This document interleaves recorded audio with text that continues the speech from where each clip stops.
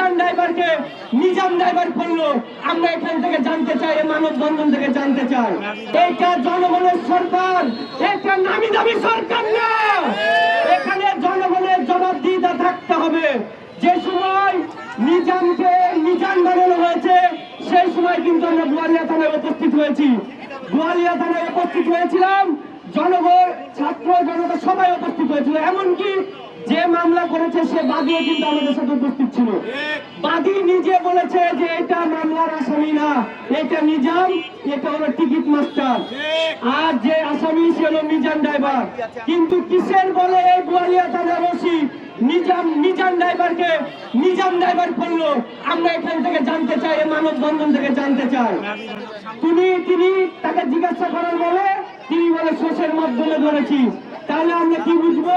আওয়ামী লীগ স্বৈরাচারী আমলে সোর্সের মাধ্যমে নিরপরাধ ছাত্র জনতাকে যেমন গ্রেপ্তার দেখানো হতো, সেম টু সেম এর রবিউল ওসি তাই করছে। সোর্সের মাধ্যমে মিজান ড্রাইভারকে নিজাম ড্রাইভারকে আসামি করে বিস্ফোরক মামলা দিয়ে তাকে জেল হাজতে পাঠানো হয়। এখান থেকে পরিষ্কার ভাষায় বলতে চাই, এইটা দিনের ভোটের সরকার, জনগণের সরকার।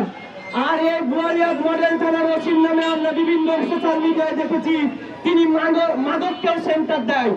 নদীর ধারে যেগুলো মাদক ব্যবসা হয় এই বোয়ালিয়া থানার ওসি মহোদয়ের নেতৃত্বে হয়। আমরা তাহলে বুঝে নেব, যেহেতু তিনি মিজানকে নিজাম করে দিতে পারে, তাহলে তিনি ভালো মানুষকে ধরে যে মাদক দিয়ে চালান দিবে না তার কোনো গ্যারান্টি আমরা দিতে পারছি না।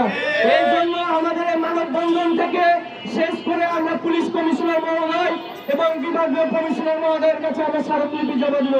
যদি 24 ঘন্টার মধ্যে এই বোয়ালিয়া মডেল থানার মতন জায়গা থেকে এই বিতর্ক ওসিকে প্রত্যাহার না করা হয়, তাহলে আজকে আমরা ছোট্ট পরিসরে মানববন্ধন করেছি। 24 ঘন্টা পরে কিন্তু যদি রাজশাহী শহরে কোনো বিশৃঙ্খলা হয়, জনগণ তার দায়ভার নেবে না। এর জন্য আবার বলে দিতে চাই, 24 ঘন্টার মধ্যে এই বোয়ালিয়া থানার বিতর্ক ওসি যিনি মিজানকে নিজাম করতে পারে, তাহলে তপনকে কেন রাজা করতে পারবে না? জনগণ এই থানার ওসির কাছে নিরাপদ না।